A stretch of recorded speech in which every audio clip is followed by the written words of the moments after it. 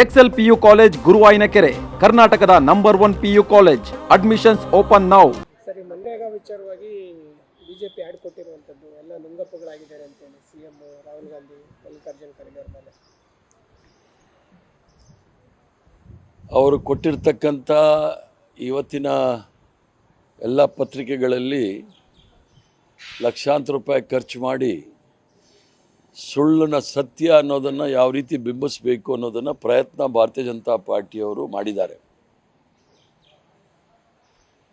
ಭಾರತೀಯ ಜನತಾ ಪಾರ್ಟಿಯವರು ಏನು ತೀರ್ಮಾನ ತೆಗೆದುಕೊಂಡಿದ್ದಾರೆ, ವಿಕಸಿತ್ ಭಾರತ್ ಗ್ಯಾರಂಟಿ ರೋಜ್ಗಾರ್ ಅಜೀವಿಕ್ ಮಿಷನ್, ಅದಕ್ಕೆ ವಿ.ಗ್ರಾಮ್.ಜಿ ಅಂತ ಇಟ್ಕೊಂಡಿದ್ದಾರೆ. ದೇಶದ್ರೋಹಿಗಳೆಲ್ಲ ಜಿ ಅಂತಲೇ ಇಟ್ಕೊಂಡಿರೋದು. ಆ ಪಕ್ಷದ ಸೂತ್ರಧಾರರೆಲ್ಲ ಜಿ ಅಂತ ಇಟ್ಕೊಂಡಿದ್ದಾರೆ. ಆದ್ದರಿಂದ ಆ ಮನ್ರೇಗಾ ವಿಚಾರದಲ್ಲಿ ಇವರು ವಿರೋಧ ಇಲ್ಲ. ಭಾರತೀಯ ಜನತಾ ಪಾರ್ಟಿಯವರು ಅವ್ರು ಹೇಳಿದ್ದು ಮನ್ರೇಗಾ ಪರ ಇರೋರೇ ಅವರು. ಆದರೆ ಮಹಾತ್ಮ ಗಾಂಧಿನ ಕೊಂದಿರ್ತಕ್ಕಂಥವ್ರು ಮಹಾತ್ಮ ಅವರನ್ನು ದೈಹಿಕವಾಗಿ ಕೊಂದು ಈಗ ಅವರ ಮಾನಸಿಕವಾಗಿ ಅವರ ಸಿದ್ಧಾಂತಗಳನ್ನು ಕೊಲ್ಲಲಿಕ್ಕೆ ಮೊದಲನೇ ಹೆಜ್ಜೆ ಇಟ್ಟಿದ್ದಾರೆ. ಮಹಾತ್ಮ ಗಾಂಧಿಯವರ ವಿಚಾರದಲ್ಲಿ ಇವತ್ತು ದೊಡ್ಡ ಪತ್ರಿಕೆ ಕೊಟ್ಟಿದ್ದಾರೆ. ಏನು ಮಹಾತ್ಮ ಗಾಂಧಿಯವರು ಕಾಂಗ್ರೆಸ್ ಪಕ್ಷವನ್ನು ವಿಸರ್ಜನೆ ಮಾಡಬೇಕಾಗಿತ್ತು, ಮಹಾತ್ಮ ಗಾಂಧಿಯವರ ಗ್ರಾಮ ಸ್ವರಾಜ್ಯ ಕನಸನ್ನು ನಾಶ ಮಾಡಿದ್ದಾರೆ, ಈಗ ಮನಸ್ಸಿಗೆ ಬಂದು ಹೇಳಿದ್ದಾರೆ. ಸತ್ಯವನ್ನು ಜೀರ್ಣ ಮಾಡ್ಕೊಳ್ದೇ ಇರತಕ್ಕಂಥ ಭಾರತೀಯ ಜನತಾ ಪಾರ್ಟಿಯವರು ಸುಳ್ಳಿನ ಮುಸುಕು ಹಾಕ್ಕೊಂಡು ಜನಗಳ ಮುಂದೆ ಬಂದಿದ್ದಾರೆ. ಮನ್ರೇಗಾ ಸುಮಾರು 20 ವರ್ಷಗಳ ಕಾಲ ನಿರಂತರವಾಗಿ ಗ್ರಾಮೀಣ ಪ್ರದೇಶದಲ್ಲಿರ್ತಕ್ಕಂಥ ಕೃಷಿ ಕಾರ್ಮಿಕರಿಗೆ ಮತ್ತು ಮಹಿಳೆಯರಿಗೆ ಉದ್ಯೋಗ ಅವಕಾಶಗಳನ್ನು ಕೊಡ್ತಕ್ಕಂಥ ಕೆಲಸ ಭಾಳ ಸುಲಲಿತವಾಗಿ ಮಾಡ್ಕೊಂಡು ಬಂತು. 2005ರಿಂದ 2025ವರೆಗೂ ಸುಮಾರು 28.4% ಏನು ನಿರುದ್ಯೋಗ ಇತ್ತು, ಅದನ್ನು 5.6%ಗೆ ತೆಗೆದುಕೊಂಡು ಬಂದಿದ್ದಂಥ ಮನಮೋಹನ್ ಸಿಂಗ್ರವರ ಕಾಲದಲ್ಲಿ ಇದ್ದಂಥ ಈ ಉದ್ಯೋಗ ಅವಕಾಶಗಳನ್ನು ಸಂಪೂರ್ಣವಾಗಿ ಬುಡಮೇಲು ಮಾಡಿದ್ದಾರೆ. ಇದು ಕೇವಲ ಕಾರ್ಯಕ್ರಮ ಅಲ್ಲ. ಭಾರತೀಯ ಜನತಾ ಮಾಡಿರ್ತಕ್ಕಂಥದ್ದು ಏನು ಅಂತ ಹೇಳಿದ್ರೆ, ಅದು ಸಾಂವಿಧಾನಿಕವಾಗಿ ನಮ್ಮ ಹಕ್ಕನ್ನು, ನಮಗೆ ಉದ್ಯೋಗದ ಹಕ್ಕನ್ನು ಕೊಟ್ಟಿತ್ತು. ಇವರು ಆ ಉದ್ಯೋಗದ ಹಕ್ಕನ್ನು ಸಾಂವಿಧಾನಿಕವಾಗಿ ಕಿತ್ಕೊಂಡಿದ್ದಾರೆ. ಅದಲ್ಲದೆ ಇವರು ಮಾಡಿರ್ತಕ್ಕಂಥದ್ದು ಏನೇನೋ ಹೇಳಿದ್ದಾರೆ. ಗ್ರಾಮ ಸ್ವರಾಜ್ಯದಲ್ಲಿ ಗ್ರಾಮ ಪಂಚಾಯತಿನಲ್ಲೇ ಡಿಸೈಡ್ ಮಾಡೋದು ಅಂಥೇಳಿ, ಮನ್ರೇಗಾದಲ್ಲಿ ಗ್ರಾಮ ಪಂಚಾಯತಿ ಸಭೆ ತೀರ್ಮಾನ ಮಾಡ್ತಾ ಇತ್ತಿತ್ತು ಎಲ್ಲಿ ಕೆಲಸ ಮಾಡಬೇಕು ಅಂಥೇಳಿ. 100 ದಿನಗಳ ಕಾಲ ಕೆಲಸ, ಯಾವತ್ತು ಬೇಕಾದರೂ ಆ ಕೆಲಸವನ್ನು ಇವರು ತೆಗೆದುಕೊಳ್ಬೋದು. ಆದರೆ ಈಗ ಇವರು ಮಾಡಿರ್ತಕ್ಕಂಥದ್ದು 160 ದಿವಸದ ಕೆಲಸ ಮಾತ್ರ. 125 ದಿವಸ ಅಂತ ಹೇಳಿದ್ದಾರೆ, ಅದರಲ್ಲಿ 60 ದಿನ ಕೆಲಸ ಇಲ್ಲ.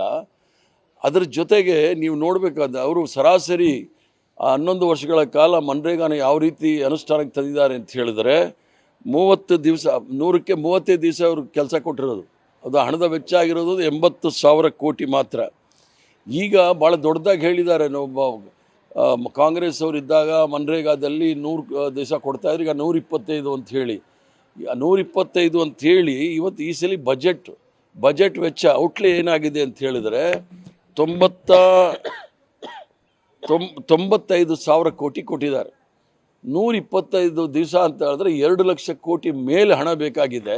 ಈ ಸುಳ್ಳನ್ನು ಯಾರಿಗೆ ಹೇಳ್ತಾ ಇದ್ದಾರೆ? ಈಗಾಗಲೇ ವರ್ಷಕ್ಕೆ 2 ಕೋಟಿ ಉದ್ಯೋಗ, ಎಲ್ರಿಗೂ 15 ಲಕ್ಷ ಅಂಥೇಳಿ ಈಗ ಹೊಸದಾಗಿ 125 ದಿವಸಗಳ ಕಾಲ ಕೆಲಸ ಕೊಡ್ತೀವಿ ಅಂಥೇಳಿ ಅಲೋಕೇಶನ್ ಹಣ ಇವರು ಕೊಟ್ಟಿರೋದು ನೋಡಿದ ವೆಚ್ಚ ಬಡ್ಜೆಟಲ್ಲಿ ಹೇಳಿರೋದು ನೋಡಿದಾಗ ಅದು 95,000 ಕೋಟಿ.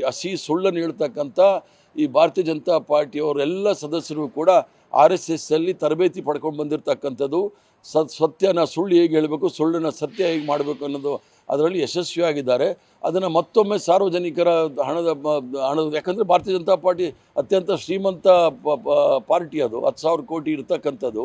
ಅವರು ಪತ್ರಿಕೆಗಳಲ್ಲಿ ಅಡ್ವರ್ಟೈಸ್ಮೆಂಟ್ ಕೊಟ್ಬಿಟ್ಟು ಸುಳ್ಳನ್ನು ಪ್ರತಿಬಿಂಬಿಸ್ತಕ್ಕಂಥ ಕೆಲಸ ಭಾರತೀಯ ಜನತಾ ಪಾರ್ಟಿಯವರು ಮಾಡ್ತಾ ಇದ್ದಾರೆ. ಸರ್, ಲೋಕಸಭೆಯಲ್ಲಿ ಎಂ ನರವಾಣೆ ವಿಚಾರ ಮುಗಿಲೆದ್ದಿರುವಂಥದ್ದು, ಪ್ರಮುಖವಾಗಿ ರಾಹುಲ್ ಗಾಂಧಿ ಅವರಿಗೆ ಯಾವುದೇ ರೀತಿ ಒಂದು ಭಾಷಣಕ್ಕೆ ಅವಕಾಶ ಕೊಟ್ಟಿಲ್ಲ. ಜೊತೆಗೆ ಇವರು ಪ್ರಧಾನಿ ನರೇಂದ್ರ ಮೋದಿ ಅವರು ಕೂಡ ಮಾತಾಡಿಲ್ಲ, ಭಾಷಣ ಮಾಡಿಲ್ಲ. ಈಗ ಪ್ರಧಾನಮಂತ್ರಿ ನರೇಂದ್ರ ಮೋದಿ ವಿಚಾರ ಬಿಟ್ಟುಬಿಡಿ. ಈ ದೇಶದ ಪ್ರಧಾನಮಂತ್ರಿ ಇಷ್ಟೊಂದು ಪುಕ್ಕಲು ಪ್ರಧಾನಮಂತ್ರಿ ಯಾರೂ ಸಹ ನೋಡಿರಲಿಲ್ಲ. RSSಲ್ಲಿ ತರಬೇತಿ ಪಡ್ಕೊಂಡಿರ್ತಕ್ಕಂಥವ್ರು ಎಲ್ಲರೂ ಸಹ ಹೇಡಿಗಳು ಅನ್ನೋದನ್ನು ಬ್ರಿಟಿಷವ್ರ ಕಾಲದಿಂದಲೂ ಸಹ ನೋಡ್ಕೊಂಡು ಬಂದಿದ್ದೀವಿ.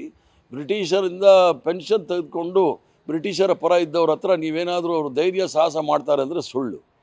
ಅವರು ಪಲಾಯನ ಮಾಡಿರೋದು ನೋಡಿದಾಗ ಎಷ್ಟು ಸತ್ಯ ಕಂಡ್ರೆ ಎಷ್ಟು ಎದುರ್ತಾರೆ ಅನ್ನೋದು ಭಾಳ ಸ್ಪಷ್ಟವಾಗಿದೆ. ಸರ್, ಈಗ ಸಂಸತ್ನಲ್ಲಿ ಮುಖ್ಯವಾಗಿ ತಾವು ಕೂಡ ಸಂಸತ್ ಸದಸ್ಯರಾಗಿದ್ದೀರಿ, ರಾಜ್ಯಸಭೆಯಲ್ಲಿದ್ದರೆ ಲೋಕಸಭೆ ಮತ್ತು ರಾಜ್ಯಸಭೆ ಎರಡು ಏನು ಬೇರೆ ಪ್ರತ್ಯೇಕ ಅಲ್ಲ, ಹೇಳೋದಕ್ಕೆ ಪ್ರತ್ಯೇಕ ಇರ್ಬೋದು. ಆದರೆ ಸಂಸತ್ ಒಳಗಡೆ ಇರುವಂಥ ಸಂಸದರಿಗೆ, ಅದರಲ್ಲೂ ದೇಶದ ಪ್ರಧಾನಮಂತ್ರಿಗೆ ಸಂಸತ್ ಒಳಗಡೆ ಥ್ರೆಟ್ ಇದೆ ಅನ್ನುವಂಥದ್ದನ್ನು ಸ್ಪೀಕರ್ ಅವರೀಗ ಅಧಿಕೃತವಾಗಿ ಹೇಳಿದ್ದಾರೆ. ಸ್ಪೀಕರ್ ಅವರು ಅಧಿಕೃತವಾಗಿ ಹೇಳಿರ್ತಕ್ಕಂಥದ್ದು ನೋಡಿದಾಗ ತತ್ಕ್ಷಣವೇ ಅಮಿತ್ ಶಾ ಅವರು ರಾಜೀನಾಮೆ ಕೊಡಬೇಕು.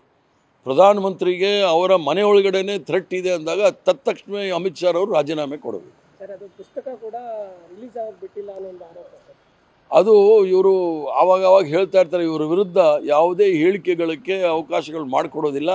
ಇವ್ರ ವಿರುದ್ಧ ಏನಾದರೂ ಬಂದರೆ ಅದನ್ನು ಮರೆಮಾಚಲಿಕ್ಕೆ, ಅದರ ವಿರುದ್ಧ ಯಾವ ರೀತಿ ಕ್ರಮ ತೆಗೆದುಕೊಳ್ಬೇಕು ಅದನ್ನೆಲ್ಲವೂ ಸಹ ಮಾಡ್ತಾರೆ. ಮೊದಲ ಬಾರಿಗೆ ಪ್ರಧಾನಿ ನರೇಂದ್ರ ಮೋದಿ ಅವರು ಲೋಕಸಭೆ ಒಳಗಡೆ ಕೂಡ ಭಾಷಣ ಮಾಡ್ದೇನೆ ರಾಷ್ಟ್ರಪತಿಗಳ ವಂದನಾ ನಿರ್ಣಯ ಕೂಡ ಈಗಾಗಲೇ ಅಂಗೀಕಾರ ಆಗಿರುವಂಥದ್ದು.